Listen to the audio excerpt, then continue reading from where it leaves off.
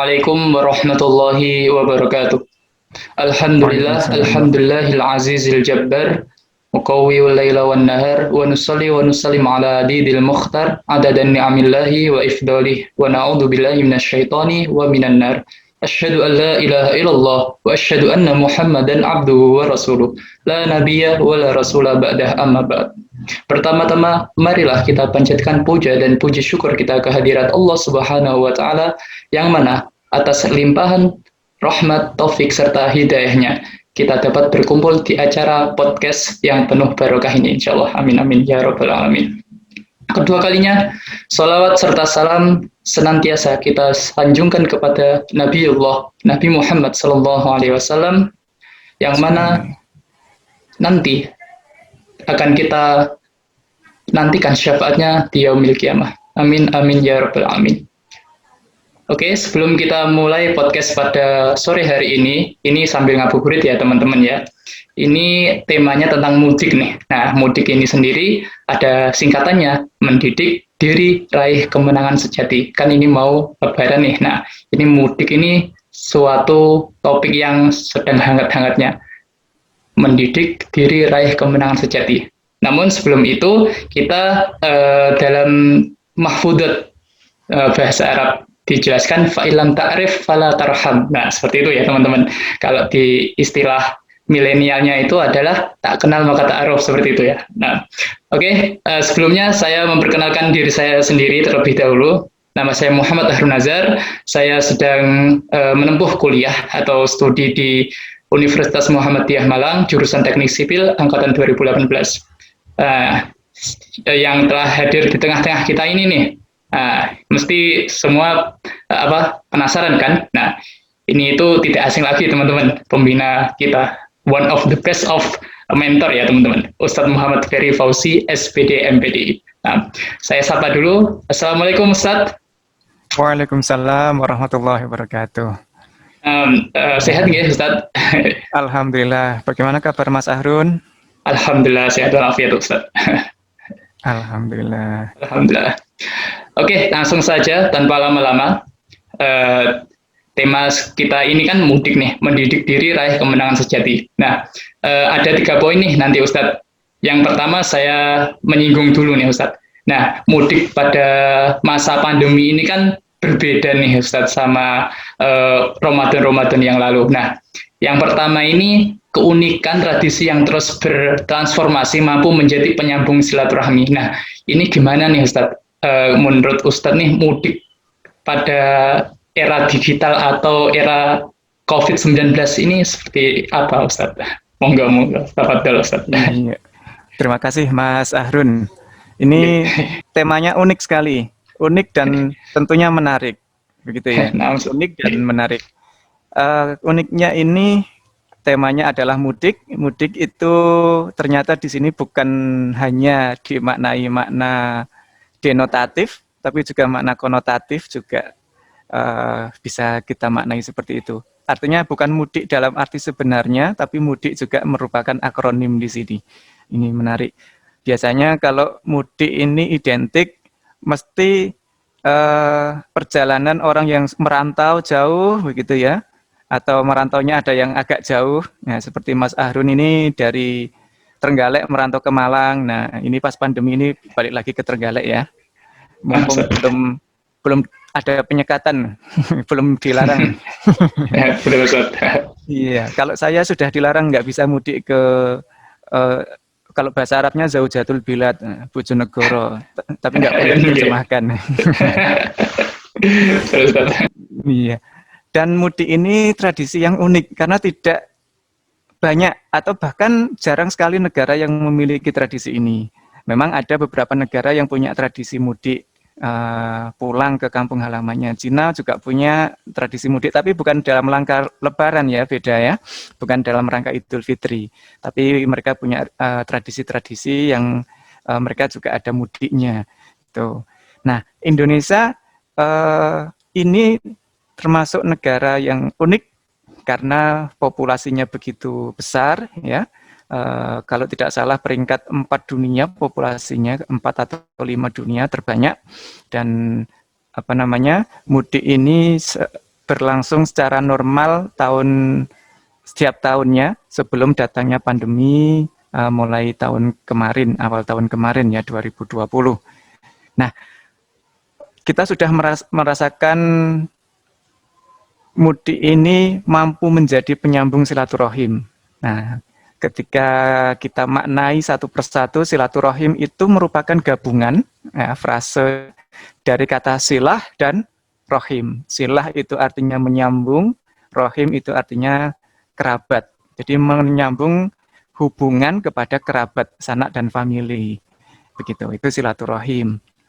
Nah, tentang silaturahim sendiri ini sebetulnya tidak hanya pas waktu mudik, waktu lebaran ya, bisa kita lakukan sepanjang tahun. Nah, 7 hari dalam 1 minggu atau 24 jam dalam sehari itu bisa kita lakukan kemanapun. Tapi memang euforianya tidak seperti ketika Idul Fitri kita pulang, merantau dari jauh, bekerja, studi, begitu ya, atau mengabdi, mengaji di pesantren, kemudian kita pulang ke kampung halaman, begitu merasakan berkumpul dengan keluarga. Ini sebuah tradisi yang sangat baik, yang sangat bagus begitu, untuk tetap dilanggengkan. Nah, apalagi di masa COVID ini, ya ini tadi disinggung oleh Mas Ahrun. Nah, gimana masa COVID ini? Nah, tentunya di era digital sekarang ini, industri 4.0, serba digital, ya, ditandai dengan digitalisasi. Nah, karena sekarang ada larangan mudik, tahun ini Lebaran itu pemerintah menyatakan ada larangan mudik mulai tanggal 5 Mei sampai 17 Mei. Nah, jadi seperti saya ini yang bukan asli orang Malang begitu ya, mau mudik itu sudah nggak bisa, sudah ditahan di perbatasan begitu ya, dienggok-enggokan katanya. Nah, kemudian mudik mampu bertransformasi menjadi penyambung silaturahim. Jadi ketika kita pulang, kita bertemu dengan ayah, ibu, beruntunglah kita masih punya orang tua ya, masih ada yang tempat kita kembali begitu, masih ada sanak famili, masih ada saudara dan semacamnya. Dan biasanya ini mudik ini ditandai dengan ketika orang merantau bekerja dari jauh kembali, nah itu roda perekonomian juga berputar, jadi uang-uang yang berputar di kota-kota besar begitu, masuk ke desa-desa sehingga membangkitkan sektor perekonomian. Ini salah satu bentuk transformasi mudik itu bisa mengubah, bertransformasi dalam kondisi sosial ekonomi. Selain tentunya kita bertemu dan melepas rindu dan kangen dengan orang-orang yang kita sayangi, kerabat dekat dan semacamnya. Itu. Nah, jadi mudik itu tadi memang tradisi sangat baik, tapi 2 tahun ini termasuk tahun kemarin sudah dilarang, jadi sudah 2 kali Idul Fitri ini kita merasakan mudik yang terbatas. Tahun kemarin masih kita lihat mudik dilarang, ada PSBB begitu ya, pembatasan sosial berskala besar begitu ya, jadi tidak boleh kemana-mana. Kemudian tahun ini juga sama, kita tidak bisa mudik karena untuk menurunkan kurva penyebaran COVID. Nah, jadi silaturahim sampai saat ini termasuk open house awalnya dilarang tapi sudah dilonggarkan, dibatasi. Jadi sekali open house begitu maksimal 5 anggota keluarga inti dan 5 orang lain begitu ya. Itu transformasi mudik membangkitkan sektor ekonomi dan tentunya tali persaudaraan. Nah, tinjauan mudik ini secara agama bagaimana?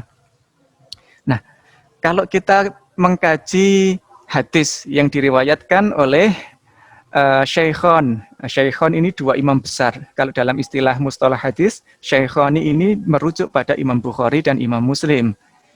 Imam Bukhari dan Imam Muslim meriwayatkan. Jadi kalau hadis sudah diriwayatkan oleh 2 imam ini, Imam Bukhari, Imam Muslim, itu mesti sahih dan digunakan untuk dalil itu sah. Karena periwayatnya adalah Imam Bukhari dan Imam Muslim yang memiliki derajat tertinggi dalam periwayatan hadis. Hadisnya kurang lebih seperti ini. Man ahabba ayyubsatalahu fi rizqih wa ayyung sa'alahu fi atharih falyasil rahimah. Man ahabba, man utawi sapane wong begitu ya kalau makna Jawa. ahabba kang demen sapa man ayu satu ing nyentoh didawakake alaihi ing atase wong gitu ya fi rizki ing dalem rezekine wong. Nah, jadi barang siapa yang orang itu suka, senang rezekinya itu ditambah oleh Allah begitu ya, diluaskan rezekinya, melimpah ruah berkah, termasuk tanda yang rezeki itu berkah itu tidak harus banyak, tapi untuk apa-apa itu cukup. Mau beli makan cukup, mau beli minum cukup, pengen sepeda cukup, beli mobil cukup, beli pesawat cukup. Nah itu berkah berarti ya. Iya, jadi tidak harus banyak, tapi cukup, serba cukup. Itu insya Allah berkah. Nah, kemudian wa ayyung sa'alahu fi asari, wa ayyung sa'alan ing yentoh didawaake fi asari ing dalem umure wong gitu ya. Fal yasil mongko nyekti nyambung sapa man rahimah kerap tali persaudaraan. Itu tadi kalau makna biasanya posoan itu kan ngaji kataman kilatan ya. Jadi itu dalil yang sahih dan orang yang ingin rezekinya melimpah begitu ya. Rezeki itu bukan hanya sekadar kita menerima uang, bukan hanya berbentuk uang gitu ya. Tapi rezeki itu bisa jadi ketika kita main ke rumah teman, saudara, kita diberi oleh-oleh hasanah, itu juga termasuk rezeki. Termasuk ketika kita ke sana ke rumah saudara, handai tolan, sanak famili, ada orang yang menawari kita pekerjaan yang dengan gaji yang sangat tinggi, yang lumayan begitu ya, itu juga termasuk rezeki. Bahkan yang bagi yang kaum jomblowan, jomblowati ini ya, datang ke rumah saudara, sanak famili begitu, dikenalkan dengan saudaranya, oh ternyata nyambung jadi jodoh, itu juga rezeki. Jadi rezeki itu bukan semata masalah uang, tapi banyak hal yang bisa menjadi rezeki. Itu tadi tentang topik yang pertama tadi Mas ya, bagaimana transformasi mudik gitu ya.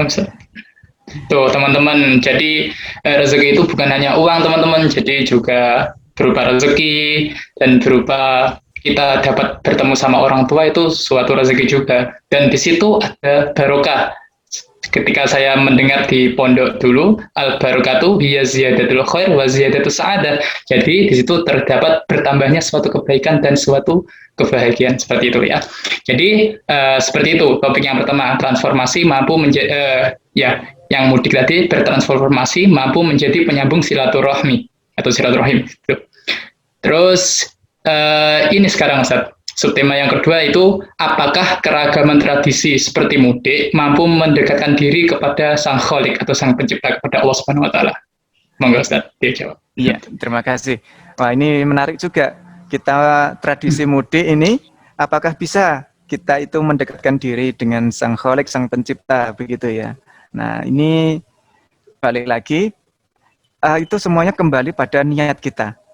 Gitu. Kembali lagi pada niat kita. Sebagaimana hadis Rasulullah yang sangat populer dan menjadi rujukan dasar dalam pengambilan hukum dalam fikih ya, digunakan dalam usul fikih itu, innamal a'malu binniyat. Sesungguhnya setiap hal itu dinilai dari niatnya gitu. Walaupun asalnya hadis ini berbicara tentang hijrah. Jadi ini awalnya perintah Rasulullah kepada umat Islam untuk hijrah dari Mekah ke Madinah begitu, karena mendapat tekanan yang hebat dari orang kafir Quraisy begitu. Tapi hadis ini bisa dijadikan rujukan, landasan untuk menggali hukum yang lainnya, yaitu tentunya tentang niat.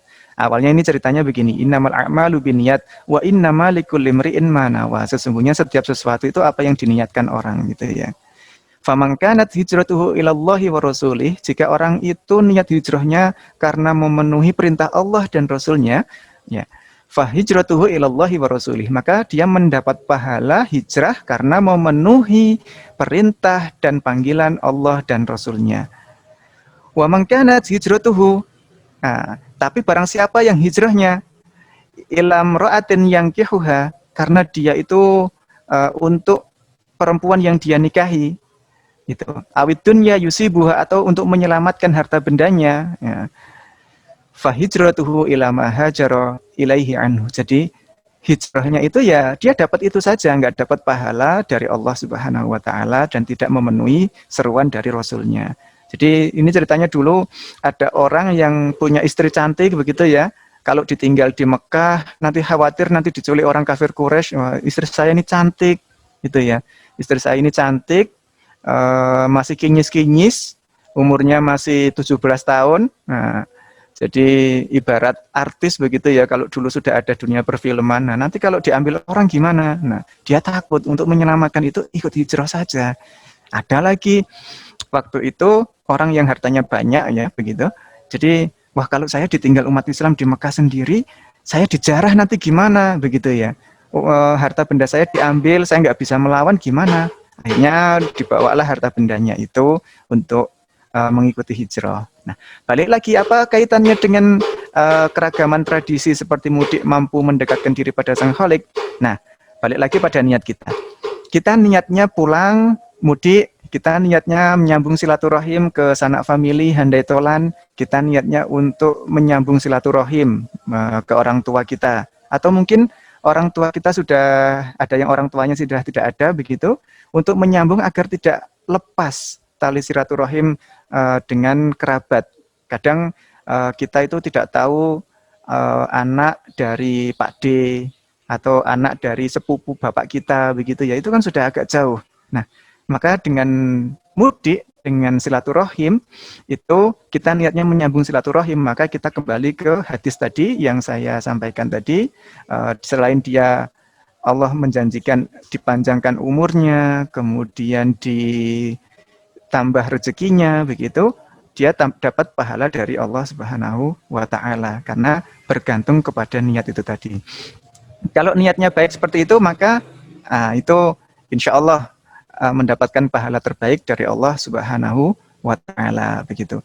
Tapi fenomena yang ada sekarang ini, kita tahu mudik atau bahkan biasanya kalau Lebaran ini sering ada reuni Mas ya. Reuni dengan teman-teman SD, SMP, SMA. Jadi dengan apalagi dengan teman-teman SMA ini paling semangat ini. Nanti ada cinta pertamanya begitu ya. Ini yang generasi muda ini, cinta pertama atau ketemu mantan. Nah, ingin memperlihatkan ini sudah sukses loh begitu. Ngapain dulu menolak saya, nyesel loh ya. Betul Ustaz.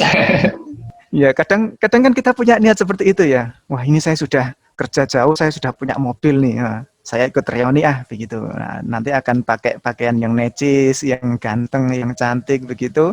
Nah, lihat nanti reaksi mantan gimana. Nah, gitu. Itu ada niatnya seperti itu. Ada yang kedua bahkan niat selain itu untuk memperlihatkan saya loh sudah sukses begitu. Saya merantau jauh, tidak butuh waktu lama, 1-2 tahun saya nggak kuliah, teman-teman saya yang kuliah belum bekerja, nggak punya uang, masih minta orang tua, saya sudah kerja, sudah bisa beli rumah, beli mobil, nah ini loh saya gitu. Kadang ada yang ingin menunjukkan eksistensinya. Nah, kalau niatnya sudah seperti itu, maka apakah bisa mendekatkan diri pada Allah, apakah bisa mendapatkan pahala terbaik? Tentu tidak, karena niatnya sudah tidak benar, karena hakikat dari kita menyambung silaturahim adalah menyambung persaudaraan. Jadi semakin kita menyambung persaudaraan, semakin kuat ukhuwah yang ada di antara umat Islam. Karena innamal mu'minuna ikhwah. Jadi setiap orang yang beriman itu adalah bersaudara. Fa'aslihu baina akhwaikum. Jadi kita mendamaikan di antara saudara kita. Itu tadi. Jadi keragaman tradisi mudik itu apakah bisa mendekatkan diri pada Sang Cipta, Sang Pencipta, kepada Allah Subhanahu wa taala, itu kembali kepada diri kita masing-masing, kembali kepada niat kita masing-masing begitu. Bahkan saya melihat ada orang begitu, dia sudah sukses kerja di kota besar, ketika kembali ke kampung halaman waktunya reuni begitu, dia memilih untuk naik angkot begitu. Padahal dia pulang bawa mobil bawa mobil, bawa kendaraan. Biasanya untuk memperlihatkan orang sukses itu kan tandanya dia sudah bisa beli apa, beli ini, beli itu. Nah, itu. Ya. Oke, Itu tadi. sangat menarik ya teman-teman ya. Jadi mudik mampu mendekatkan diri kepada Allah itu seperti dijelaskan tadi, innamal a'malu binniyat wa innamal likulli imri'in ma nawa. Jadi setiap segala sesuatu itu tergantung pada niatnya ya teman-teman. Jadi jangan apa ya, mentang-mentang mudik ini bisa bisa bertemu sama mungkin temannya, atau yang disinggung sama Pak Ferry Fauzi tadi adalah bertemu sama mantan ya, tapi tergantung lagi sama niatnya ya, begitu. Oke, sekarang subtema yang terakhir nih Ustaz, yaitu pentingnya refleksi dan evaluasi diri dalam menyongsong Hari Idul Fitri. Nah, ini gimana nih Ustaz, melihat 2 tahun ini kita pandemi seperti ini dan mungkin berbeda. Nah, gimana Ustaz ini? Iya, ini 2 tahun terakhir ini fenomena sudah berbeda ya karena adanya pandemi COVID-19. Tapi kita ambil hikmah semuanya sudah terjadi begitu ya, tidak perlu menyalahkan. Ada yang mengaitkan ini dengan teori konspirasi. Oh ini pasti dibuat ini untuk mengurangi populasi dunia. Oh ini begini. Apapun itu, skenario apapun itu tetap kita meyakini bahwa semua ini adalah dari Allah begitu ya, karena mungkin memang ini sudah waktunya dan memang ini yang terbaik menurut Allah untuk kita semua begitu. Nah, untuk refleksi diri dan evaluasi diri ini menyongsong Idul Fitri, apalagi Idul Fitri sudah tinggal pekan depan ini ya. Pekan depan sudah Idul Fitri. Satu, kita senang, bahagia luar biasa, Idul Fitri hari kemenangan setelah kita sebulan puasa begitu, meraih kemenangan gitu ya. Ibaratnya itu bersusah-susah dulu, bersenang-senang kemudian begitu ya. Jadi berpuasa dulu baru meraih kemenangan kemudian tapi di satu sisi ini ada hal yang patut kita sayangkan. Kenapa? Karena Ramadan akan meninggalkan kita gitu. Atau mungkin bahkan kita yang meninggalkan Ramadan. Nah, ini beda ya. Ramadan meninggalkan kita atau kita yang meninggalkan Ramadan. Dalam artian, ya mungkin kita umur orang itu tidak ada yang tahu. Kita meninggalkan Ramadan bahkan tidak menemui hari Idul Fitri. Karena kullu nafsin dha'iqatul maut. Setiap orang itu mesti mati. Jadi merasakan yang namanya mati. Tidak mungkin tidak mati gitu. Karena seseorang itu sudah siap hidup, ya harus siap mati. Tapi bekal apa yang kita siapkan untuk menyongsong kematian itu? Bukan kita melawan kematian, menentang atau berani begitu ya. Tapi setidaknya kita punya bekal apa yang kita siapkan. Nah, untuk refleksi dan evaluasi diri dalam menyongsong Hari Idul Fitri itu saya kira sangat baik. Kita yang pertama itu mengingat akan kematian begitu. Dan kita lihat fenomena yang ada begitu hampir setiap hari di kampung saya sini di Sanan, Kota Malang begitu ya. Setiap 2 hari, 3 hari begitu. Karena makam di sini itu diperuntukkan untuk beberapa kelurahan begitu ya. Jadi kadang setiap hari itu ada orang yang dimakamkan, kadang 2 hari sekali. Kadang setiap minggu mesti ada yang dimakamkan begitu. Jangan-jangan kita besok atau jangan-jangan kita hari ini, kita nggak tahu. Nah, kalau kita sudah mengingat, merasakan dan mungkin kita punya program, saya punya program bagus nih, 40 hari menjemput maut. Nah, menjemput maut ini bukan kita berani atau menentang begitu ya. Coba bedakan menjemput dan dijemput. Kalau kita menjemput begitu ya, misalnya saya ini datang ke rumah Mas Ahrun di Trenggalek, saya menjemput Mas Ahrun, berarti saya yang menjemput kan sudah kondisi siap ya, saya sudah bawa bekal, bawa kendaraan, bawa uang saku. Kalau nggak bawa uang saku kan nggak bisa nyampe ke tujuan kan ya, itu berarti kita menjemput, berarti kita siap. Tapi kalau dijemput, kira-kira kalau saya tidak menghubungi dulu orang yang mau saya jemput, kira-kira orang yang dijemput siap apa enggak? Kemungkinan tidak. Tidak siap. Kadang siap, kadang tidak, kan tidak tahu ya, begitu. Jadi mungkin program ini bisa kita gunakan, kita bayangkan. Kita seolah 40 hari lagi meninggal, seolah-olah. Bukan kita berharap, tapi kita ini mawas diri dan menjaga diri, begitu ya. Kalau saya 40 hari lagi meninggal, Berarti kalau sekarang saya berbuat jelek, nanti kalau meninggal gimana? Nah, itu akan menjadi suatu tameng bagi kita untuk melakukan hal-hal yang buruk. Itu sebagai refleksi dan evaluasi diri kita. Yang pertama, mengingat kematian. Bahkan kita punya program mungkin 7 hari menjemput maut. Kalau kita mungkin sudah tahu, atau mungkin orang itu kan nggak ada tahu ya kapan ajal itu datang gitu ya. Tapi kalau kita sudah membayangkan 7 hari lagi saya mati begitu, saya meninggal, maka kita akan membuat program-program yang baik tentunya, dan perbuatan kita tentunya jauh dari kemungkaran begitu. Itu yang pertama. Yang kedua, menyongsong hari Idul Fitri ini, apalagi 10 hari terakhir pada bulan Ramadan ini, begitu, kita disarankan memperbanyak amalan-amalan dan ibadah, begitu ya. Termasuk di antara amalan yang perlu kita amalkan, perlu kita lakukan di 10 hari terakhir bulan Ramadan, menyongsong Idul Fitri ini, yaitu yang pertama memperbanyak sholat malam, begitu ya. Jadi amalan sholat ini, apalagi kalau di dalam Al-Quran, sholat itu tanha anil fahsya wal mungkar. Sholat itu mencegah dari perbuatan keji dan mungkar, begitu. Dan kata sholat itu disebutkan banyak sekali dalam Al-Quran. Dan biasanya kata sholat itu mesti diiringi dengan sering diiringi dengan kata zakat. Wa aqimus shalah wa atuz zakah. Kan banyak kita jumpai ayat begitu, dan itu berulang-ulang di surat yang berbeda. Nah, berarti kalau kita memahami ayat tersebut, kalau ada sholat diiringi dengan zakat, begitu, itu berarti perintah itu adalah perintah yang sangat penting. Terutama di 10 hari terakhir bulan Ramadan ini, kita melakukan sholat, zakat, begitu ya, memperbanyak sholat, bahkan kita dianjurkan untuk melakukan zakat, gitu. Sholat malam, zakat, dan ini cocok dengan kondisi menyongsong Idul Fitri. Kita membayar zakat fitrah namanya, begitu, untuk membersihkan, untuk mensucikan diri kita setelah sebulan berpuasa Ramadan. Nah, ini ada cerita yang unik. Ada hal yang unik. Jadi, sholat dan zakat ini ternyata tidak hanya diperintahkan pada masa Nabi Muhammad saja. Jadi, apakah hanya umat Rasulullah Muhammad SAW saja yang disuruh untuk sholat dan zakat? Ternyata tidak. Ternyata tidak. Terus umat siapa saja yang disuruh untuk sholat dan zakat? Nah, ini ada banyak kalau kita mau menelisik lebih lanjut di Al-Quran. Misalnya di Quran surat Maryam, itu ada ayat yang berbunyi, kita mulai dari ayat 30, Quran surat Maryam, itu bunyinya begini.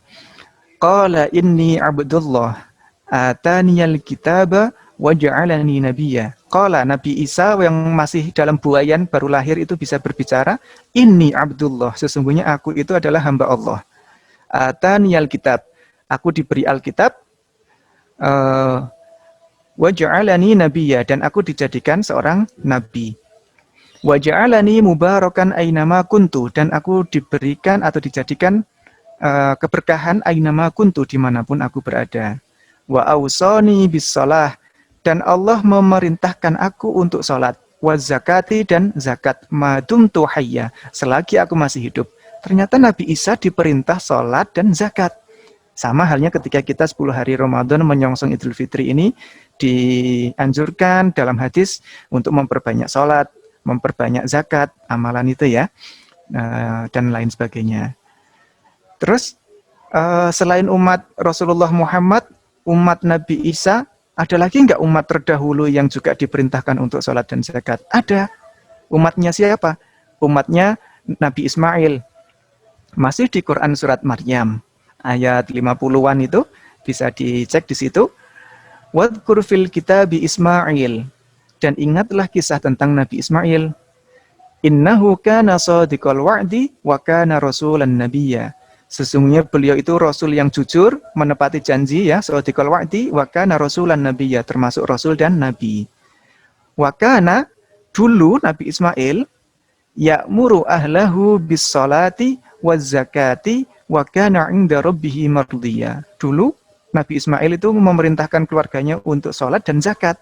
Nah, Tuh. Jadi ternyata sholat, zakat itu satu paket dan ini menjadi amalan yang perlu kita lakukan menyongsong Idul Fitri ini. Itu tadi yang pertama, menyongsong Idul Fitri kita ingat mati sebagai bahan evaluasi, memperbanyak sholat, memperbanyak zakat itu tadi. Itu.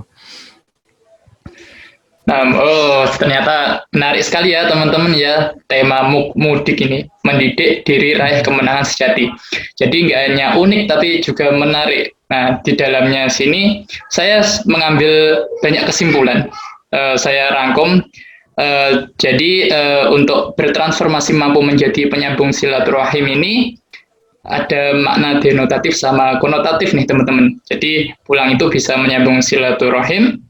Kemudian untuk mendekatkan diri kepada Rob atau kepada Sang Khalik itu tergantung sama niat kita masing-masing ya teman-teman. Nah, kemudian sebelum kita siap untuk menyambut kemenangan nih, nah kita harus memerlukan refleksi, muhasabah diri, terus kemudian untuk menyongsongnya kita harus mengingat kematian sebagaimana dijelaskan Pak Ferry Fauzi, yaitu kullu nafsin dha'iqatul maut, seperti itu. Terus kita memperbanyak amalan ibadah seperti tahajud dan kemudian memperbanyak zakat, seperti itu ya teman-teman. Jadi seperti itu kesimpulannya untuk topik tentang mudik ini. Kemudian sayang sekali ya teman-teman ya, waktu kita sangat terbatas, jadi mungkin kita akan menyambung lagi di podcast-podcast selanjutnya. Kemudian semoga podcast pada sore hari ini menjelang ngabuburit ya teman-teman, kita dapat mengambil hikmah serta barokahnya dalam pertemuan ini. Sebelum closing nih Ustaz, kita ingin mendengarkan closing statement dari pemateri, dari Ustaz Ferry Fauzi sendiri. Monggo Ustaz, Fadhil. Ya, untuk yang terakhir, kembali lagi dengan mudik, mendidik diri, raih kemenangan sejati, untuk menjadi seorang yang baik, begitu ya, kita harus memperbaiki diri. Aslih nafsak yasluh lakan nas. Jadi kamu perbaiki dirimu, maka orang lain itu juga bisa baik karenamu, begitu. Itu refleksi kita dalam rangka menyongsong Idul Fitri ini. Semoga kita semua kembali ke fitrah, kembali lagi pada kesucian dan diampuni segala dosa kita semua dan diterima semua amal baik kita. Dan kita dan sekeluarga dijauhkan dari balak dan musibah, penyakit dan semacamnya. Tuh. Dari saya mohon maaf apabila ada hal-hal yang kurang berkenan dan salah kata ataupun hilaf. Wassalamualaikum warahmatullahi wabarakatuh. Waalaikumsalam warahmatullahi wabarakatuh. Terima kasih kepada pemateri, saya ucapkan Ustadz Ferry Fauzi. Semoga ilmu yang kita dapatkan ini bisa bermanfaat ya teman-teman. Menjelang Idul Fitri ini, kami selaku panitia podcast bulan Ramadan memohon maaf atas segala kesalahan dan kekhilafan.